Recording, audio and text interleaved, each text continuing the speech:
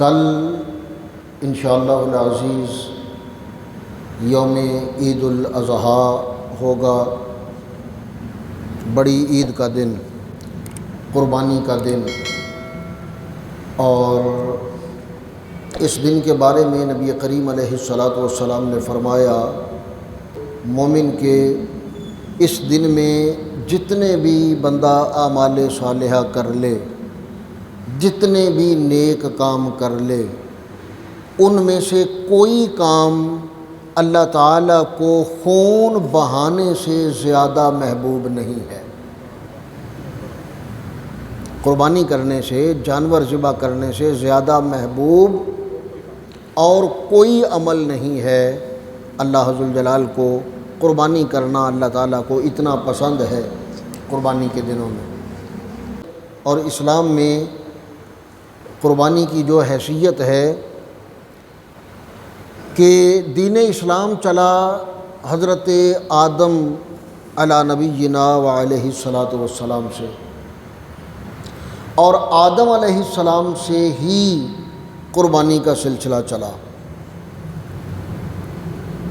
یعنی قرآن مجید میں جو پہلی قربانی کا ذکر ہے وہ حضرت سیدنا آدم علی نبینا وعلیہ السلام ان کے بیٹوں کی قربانی کا ذکر ہے۔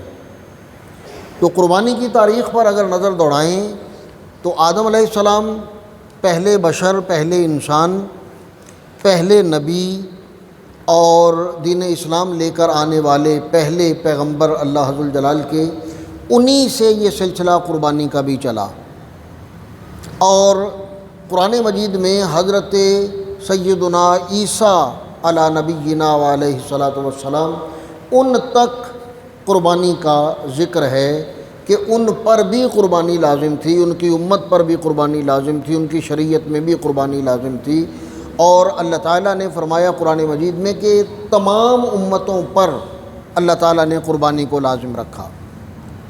یعنی اسلام میں اس کی حیثیت دیکھیے اور اہمیت دیکھیے اللہ ذوالجلال کے ہاں کہ اللہ تعالیٰ نے ہر نبی، ہر امت پر قربانی کو لازم کیا۔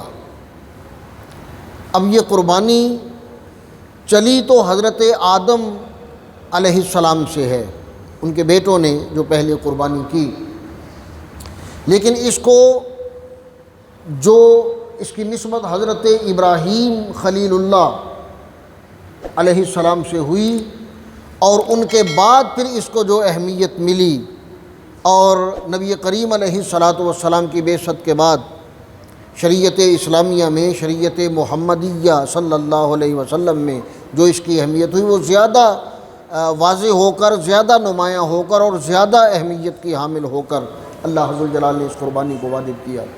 حضرت آدم علیہ السلام کے بیٹوں کی جو قربانی کا ذکر ہے قرآن مجید میں، وہ سورہ مائدہ کی 27ویں آیت کریمہ ہے، جس میں اللہ تعالیٰ نے فرمایا وَاتْلُ عَلَيْهِمْ نَبَأَ ابْنَيْ آدَمَ بِالْحَقِّ، کہ اے نبی صلی اللہ علیہ وسلم آپ ان کے سامنے وہ آدم علیہ السلام کے 2 بیٹوں کا ذکر کیجئے، ان کے سامنے تلاوت کیجئے، انہیں پڑھ کر سنائیے، انہیں بتائیے آدم علیہ السلام کے 2 بیٹوں کا ذکر۔ اور وہ ذکر کیا ہے؟ اذ قربا قربانا، جب ان دونوں نے اللہ ذوالجلال کی بارگاہ میں قربانی پیش کی، اور فرمایا فتقبل من احدہما، 2 بیٹوں نے قربانی پیش کی، فتقبل من احدہما، ان میں سے ایک کی قربانی قبول ہو گئی، ولم یتقبل من الآخر، اور دوسرے کی قربانی قبول نہیں ہوئی۔ اب یہ بھی اللہ ذوالجلال نے واضح فرما دیا کہ ضروری نہیں کہ ہر قربانی کرنے والے کی قربانی قبول ہو۔ ہمارے ہاں ایک تصور پایا جاتا ہے عام طور پر کہ اللہ تعالیٰ اسی کو توفیق دیتا ہے جس کی قربانی قبول ہونا ہو۔ یہ سنا ہے نا آپ نے کہ قربانی وہی لیتا ہے، اللہ تعالیٰ اسی کو لینے کی توفیق دیتا ہے، اسی کو خریدنے کی توفیق دیتا ہے جس کی قربانی اللہ تعالیٰ نے قبول کرنی ہو۔ جس کی قبول نہ کرنی ہو اسے اللہ تعالیٰ خریدنے کی توفیق ہی نہیں دیتا۔ یہ تصور غلط ہے، یہ تصور درست نہیں ہے۔ یعنی بندے نے اپنے پاس پیسے ہیں، روپیہ ہے، مال ہے، دولت ہے، وسائل ہیں، اس نے جانور خرید لیا، لیکن اس کی نیت میں کھوٹ ہے، دکھاوے کے لیے کر رہا ہے، یا کوئی بھی نیت میں فطور ہو، تو ضروری نہیں کہ اس کی نیت کی کھوٹ کے باوجود بھی اس کی قربانی قبول ہو جائے۔ یعنی ہر خریدنے والے کی قربانی قبول ہو یہ ضروری نہیں ہے، ہر قربانی کرنے والے کی قربانی قبول ہو جائے یہ ضروری نہیں ہے۔ اللہ تعالیٰ نے قرآن مجید میں واضح فرما دیا، فَتُقُبِّلَ مِنْ أَحَدِهِمَا وَلَمْ يُتَقَبَّلْ مِنَ الْآخَرِ، ایک کی قربانی اللہ تعالیٰ نے قبول فرمائی اور دوسرے کی قربانی قبول نہیں ہوئی۔ یہ واضح الفاظ ہیں قرآن مجید کے۔ اب قربانی تو دونوں نے کی۔ حضرت ابن عباس رضی اللہ تعالیٰ عنہما فرماتے ہیں اس آیت کے تحت کہ ان دونوں بیٹوں کے نام حضرت حابیل علیہ السلام اور دوسرے کا نام قابیل تھا۔ حابیل وہ تھا جس کی قربانی قبول ہوئی، اور قابیل وہ تھا جس کی قربانی قبول نہیں ہوئی۔ حضرت حابیل علیہ السلام نے ایک مینڈا اللہ تعالیٰ کی راہ میں قربان کیا، اور قابیل نے اپنی فصل کا کچھ حصہ وہ اللہ تعالیٰ کی راہ میں قربان کیا، اللہ تعالیٰ کی راہ میں دیا۔ تو حضرت حابیل علیہ السلام کا جو مینڈا تھا وہ قبول ہو گیا، اور قابیل کی جو قربانی تھی وہ قبول نہیں ہوئی۔ حضرت عیسیٰ علیہ السلام تک، یعنی تقریباً تمام انبیاء کرام علیہم السلام کی شریعتوں میں عیسیٰ علیہ السلام تک بھی یہ ذکر ملتا ہے قرآن مجید میں کہ ان کی قربانی بھی، یا ان کی امت میں سے جس نے قربانی کی ہوتی، اس کے قبول ہونے کا اور رد ہونے کا اسی وقت پتہ چل جاتا تھا۔ آدم علیہ السلام کے دور میں بھی آسمان کی طرف سے ایک آگ آتی، اور وہ آگ جس قربانی کو قبول کرنا ہوتا اسے اچک لیتی، اور جسے رد کرنا ہوتا، جسے قبول نہ کرنا ہوتا، وہ وہیں کی وہیں پڑی رہتی۔ عیسیٰ علیہ السلام تک بھی یہ سلسلہ ایسے ہی چلتا رہا۔ یہ تو اللہ کا شکر ہے، اللہ تعالیٰ نے اپنے محبوب صلی اللہ علیہ وسلم کے صدقے ہمارے پردے رکھ لیے کہ ہمارا کسی کو پتہ نہیں چلتا کہ کس کی قربانی قبول ہوئی اور کس کی رد ہو گئی، کس کی قبول نہیں ہوئی۔ عزت رہ جاتی ہے، شرم رہ جاتی ہے، حیا رہ جاتی ہے، اور جس نے قربانی کی ہے وہ بھی، اسے بھی ایک تسلی ہوتی ہے کہ اللہ تعالیٰ نے میری بھی قبول کر لی ہوگی۔ سب کو تسلی ہو جاتی ہے، سب کم از کم اس سکون میں، اس آرام میں ہوتے ہیں، اطمینان میں ہوتے ہیں کہ ہماری کی ہوئی قربانی اللہ تعالیٰ نے قبول فرما لی ہے، جبکہ یہ ضروری نہیں کہ سب کی قربانی قبول ہو۔ اللہ تعالیٰ نے واضح لفظوں میں فرما دیا قرآن مجید میں کہ اللہ تعالیٰ کو نہ تو تمہارے جانوروں کا گوشت چاہیے، نہ تمہارے جانوروں کا خون چاہیے۔ یعنی تم جانور ذبح کرتے ہو، گوشت پیش کرتے ہو اللہ کی بارگاہ میں، خون بہاتے ہو اللہ تعالیٰ کے لیے، تو اللہ تعالیٰ کو نہ گوشت کی ضرورت ہے، نہ تمہارے جانوروں کے خون کی ضرورت ہے۔ تو اللہ تعالیٰ کیا چاہتا ہے؟ اللہ تعالیٰ کو تمہاری کس چیز کی ضرورت ہے؟ فرمایا کہ اللہ تعالیٰ تقوی چاہتا ہے۔ کیا چاہتا ہے؟ تقوی چاہتا، اور تقوی نیت کے اخلاص کو کہتے ہیں۔ تمہاری نیت کتنی خالص ہے، اور تم اللہ ذوالجلال کی رضا کے لیے کتنی قربانی دے رہے ہو۔ تم جو جانور ذبح کر رہے ہو، جو جانور خریدا ہے، وہ خالصتاً اللہ تعالیٰ کی رضا کے حصول کے لیے، اس کے قرب کے تقرب اللہ کی نیت سے خریدا ہے، یا وہ جانور دوسروں کو دکھانے کے لیے خریدا ہے، اپنے مال کی نمائش کرنے کے لیے خریدا ہے، دوسروں کو بتانے کے لیے خریدا ہے کہ میں بھی قربانی کر رہا ہوں اور میں نے اتنا مہنگا جانور خریدا ہے۔ تو جو قربانی کے قبول ہونے کا دار و مدار ہے وہ نیت کے اخلاص پر ہے، وہ تقوی پر ہے، اور اللہ ذوالجلال یہی تقوی ہی چاہتا ہے انسان سے، مومن سے۔ اللہ تعالیٰ کو اور کچھ بھی نہیں چاہیے، اور نہ اللہ تعالیٰ کو جانوروں کی ضرورت ہے، نہ خون کی ضرورت ہے، نہ گوشت کی ضرورت ہے۔ تو حضرت آدم علیہ السلام سے یہ سلسلہ چلتا ہوا حضرت ابراہیم علیہ السلام تک آیا۔ ابراہیم علیہ السلام کو جس قربانی کا حکم ہوا وہ قربانی کیا تھی؟ وہ بیٹے کی قربانی تھی۔ لن تنالوا البر حتی تنفقوا مما تحبون، قرآن مجید کا بھی یہی اعلان ہے نا کہ جب تک تم وہ چیز اللہ کی راہ میں نہیں دیتے جو چیز تمہیں سب سے زیادہ پیاری ہے، محبوب ہے، تب تک تم نیکی کو نہیں پہنچ سکتے۔ اللہ کی راہ میں وہ قربان کرو جو تمہیں سب سے زیادہ پیارا ہے۔ اور قربانی کا جو اصل فلسفہ ہے، قربانی کی جو اصل حکمت ہے، قربانی کی جو اصل روح ہے، وہ پتہ ہے کیا ہے؟ یہ جانور ذبح کرنا ہے؟ نہیں، خود کو اللہ ذوالجلال کی بارگاہ میں پیش کرنا، خود کو اللہ تعالیٰ کی بارگاہ میں، اللہ تعالیٰ کی راہ میں قربان کرنا۔ قربانی کا اصل فلسفہ اور اصل حکمت یہ ہے کہ جانور جو ذبح کیے تو اللہ تعالیٰ کا کرم ہے نا کہ اللہ ذوالجلال نے حضرت اسماعیل ذبیح اللہ علیہ السلام ان کی جگہ پر مینڈا بھیج دیا، اور ہمارے لیے جانور کو ذبح کرنا یہ ایک سنت قرار پایا، یہ عمل ہم پر واجب کیا گیا۔ یعنی خود کو ذبح کرنا، خود کو قربان کرنا، یہ اللہ تعالیٰ نے ہم پہ لازم نہیں ٹھہرایا۔ اور جو مینڈا آیا وہ ایک انسانی جان کی جگہ پر آیا، جو مینڈا آیا وہ فدیناہ بذبح عظیم، یعنی حضرت اسماعیل علیہ السلام کا جو اللہ تعالیٰ نے مینڈا بھیجا جو ان کی جگہ پر، وہ فدیہ تھا، یعنی حضرت اسماعیل علیہ السلام کی جگہ پر آیا تھا۔ تو اصل تو قربانی انسانی جان کی تھی نا۔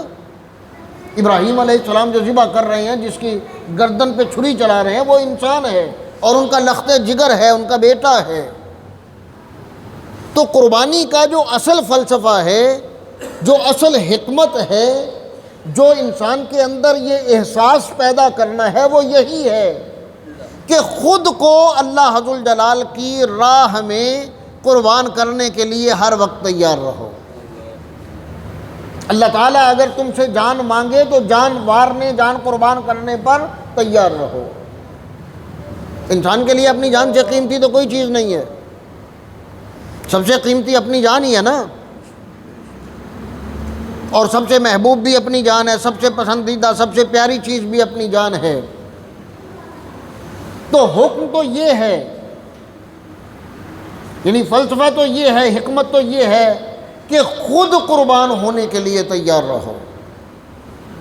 تمہارا مال ہو، اولاد ہو، جان ہو، کچھ بھی ہو تمہاری ملکیت میں، سب کچھ اللہ ذوالجلال کی راہ میں قربان کرنے کے لیے تیار رہو۔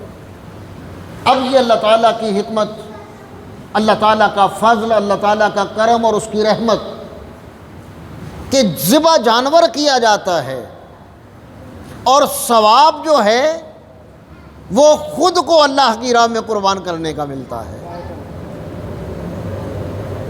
ابراہیم علیہ السلام نے جو ذبح کیا تھا وہ تو مینڈا ذبح ہوا تھا، اور ذبیح اللہ یہ لقب کس کا ہے؟ کیا وہ ذبح ہوئے تھے؟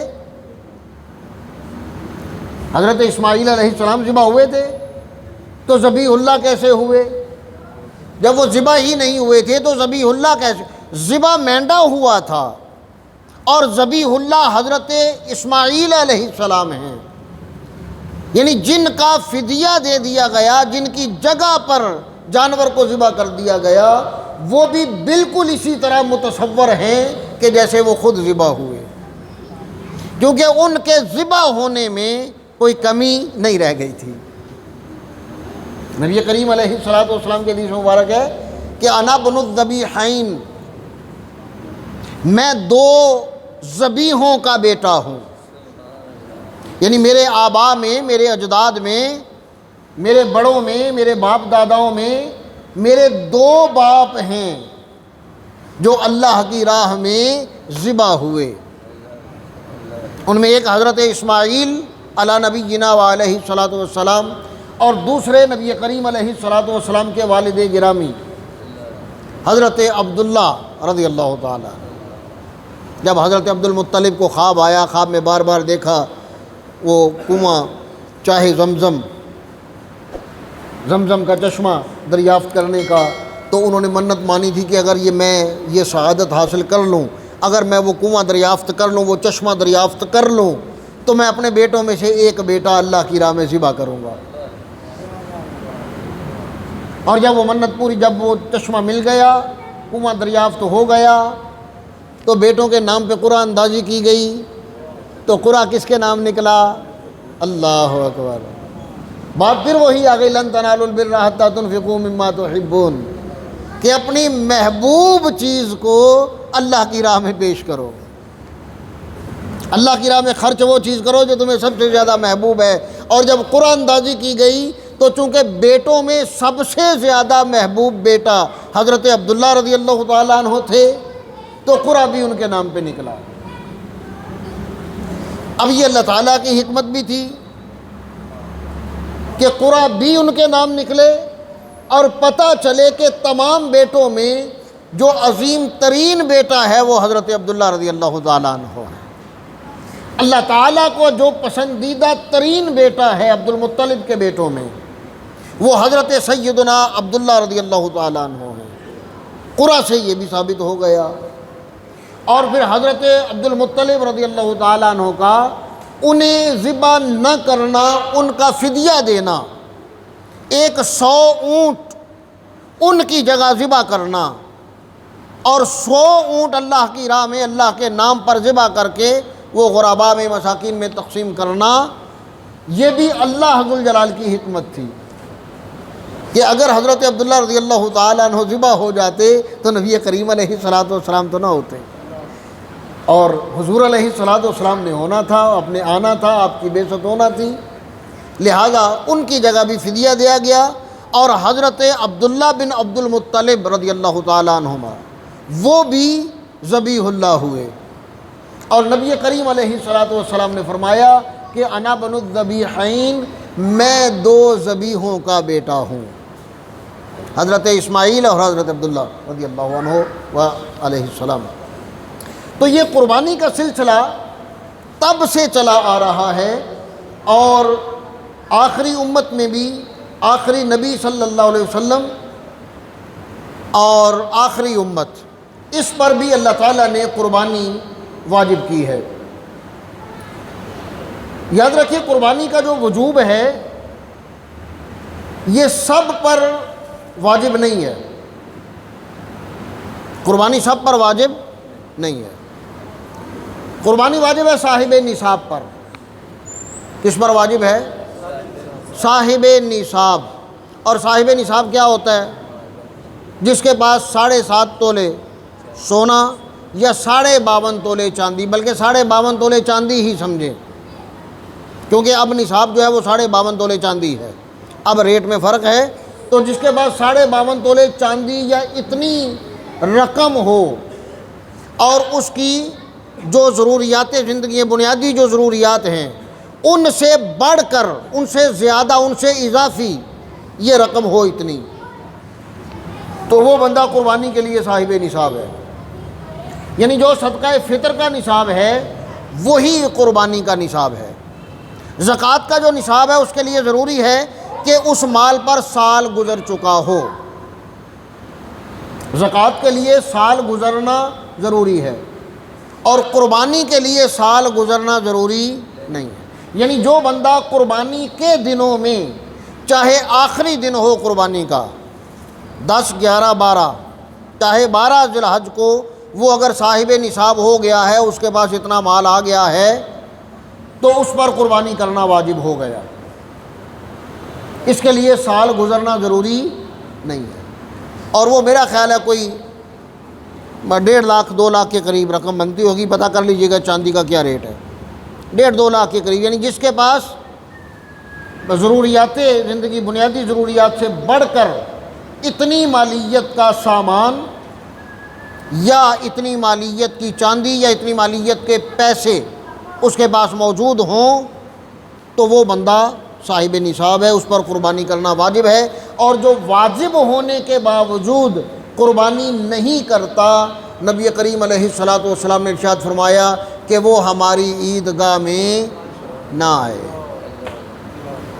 وہ ہماری عیدگاہ میں عید پڑھنے کے لیے بھی نہ آئے اگر وہ صاحب نصاب ہے، قربانی اس پہ واجب ہے اور اس نے قربانی نہیں کی۔ ہاں اگر کوئی بندہ صاحب نصاب نہیں ہے، اسے شریعت میں فقیر کہتے ہیں، جو صاحب نصاب سے نیچے ہے، اگر وہ بھی قربانی کرے تو اس کے لیے قربانی کرنا مستحب ہے، وہ کرے تو اللہ تعالیٰ قبول فرمائے گا۔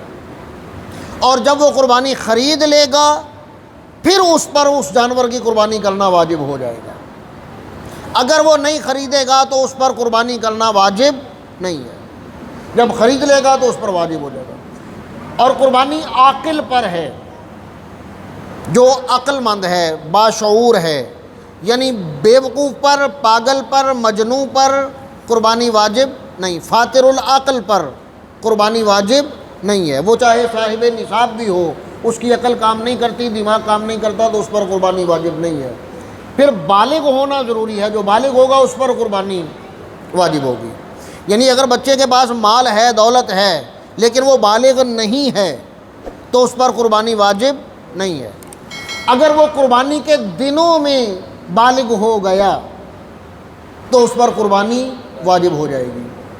پھر قربانی کے لیے آزاد ہونا ضروری ہے، غلام پر قربانی نہیں ہے۔ اب تو خیر غلامی کا تصور ہی نہیں ہے، سبھی آزاد ہیں الحمدللہ، تو آزاد ہونا ضروری ہے قربانی کے لیے۔ پھر مقیم پر قربانی واجب ہے، مسافر پر قربانی واجب نہیں ہے۔ یعنی جو سفر میں ہے وہ صاحب نصاب بھی ہو تو اس پر قربانی واجب نہیں ہے۔ ہاں اگر وہ کر دے تو اس کے لیے بہتر ہے، قربانی قبول بھی ہوگی، اللہ تعالیٰ اجر بھی دے گا، اگر وہ کر سکتا ہے تو کر دے، لیکن اگر وہ نہیں کرتا تو اس پر قربانی واجب نہیں ہے۔ پھر قربانی کے لیے مسلمان ہونا ضروری ہے، کافر پر قربانی واجب نہیں ہے۔ ہاں کافر اگر مسلمان ہو جاتا ہے قربانی کے دنوں میں اور صاحب نصاب بھی ہے تو پھر اس پر قربانی بھی واجب ہو گئی۔ اور جو آخری اور چھٹا ہے قربانی جن پہ واجب ہوتی ہے وہ صاحب نصاب ہونا۔ جو صاحب نصاب ہے اس پر قربانی واجب ہے، اور نصاب میں نے بتا دیا۔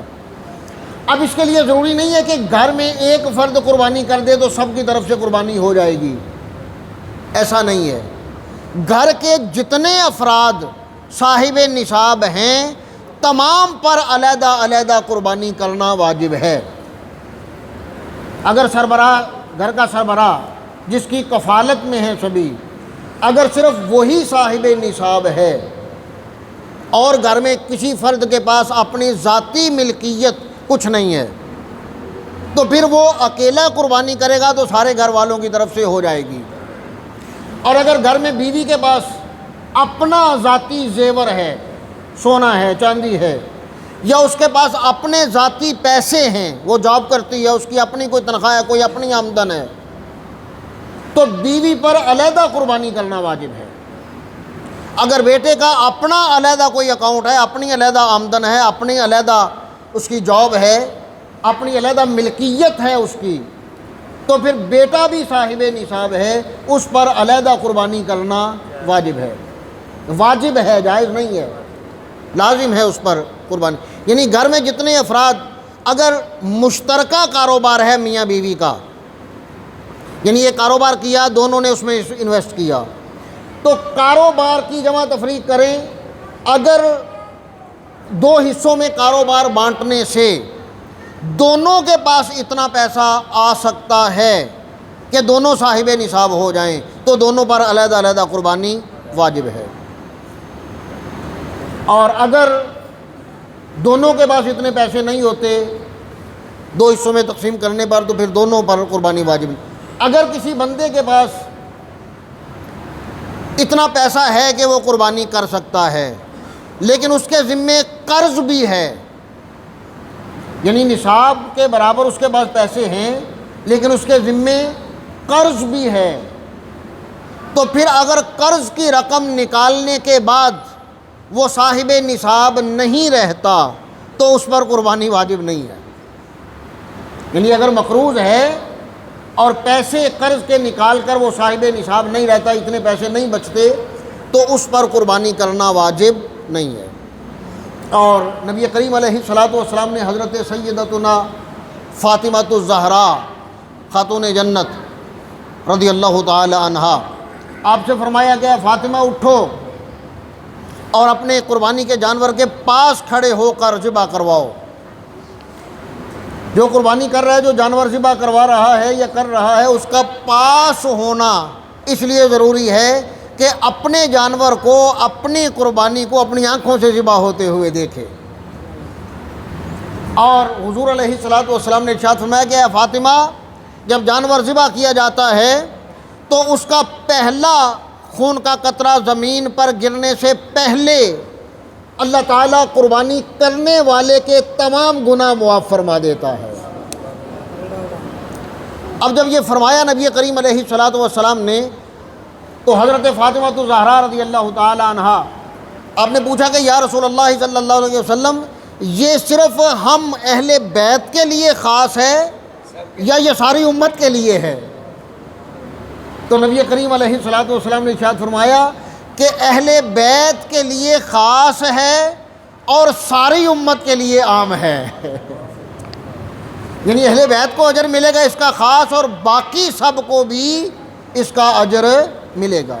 پھر ایک اور حدیث مبارک میں نبی کریم علیہ الصلوۃ والسلام نے ارشاد فرمایا کہ جانوروں کو ذبح کرو، عید کے دن اللہ تعالیٰ کو جانوروں کے ذبح کیے جانے سے زیادہ محبوب اور کوئی عمل نہیں ہے، خون بہائے جانے سے زیادہ محبوب اور کوئی عمل نہیں ہے۔ تو صحابہ اکرام رضوان اللہ علیہم اجمعین نے پوچھا کہ یا رسول اللہ صلی اللہ علیہ وسلم، ہمیں اس پر کیا ملے گا؟